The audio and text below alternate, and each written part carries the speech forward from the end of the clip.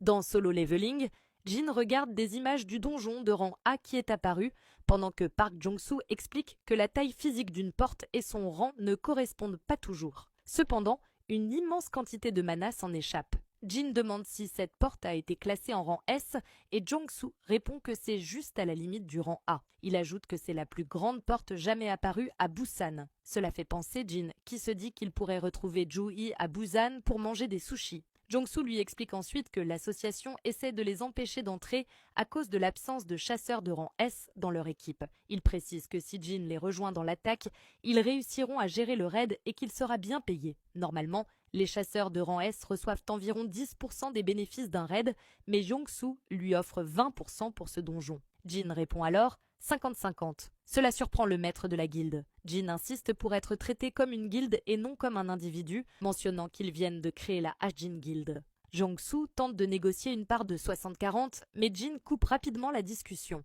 Park Jong-soo pense en lui-même que bien que Jin paraisse jeune, il est étonnamment atypique. « Très bien, acceptez-vous de vous occuper des monstres de niveau boss ?» demande-t-il. Jin accepte et le maître de la guilde des chevaliers lui fait savoir que cela fait presque une semaine que la porte a été découverte et qu'ils devront commencer le raid demain.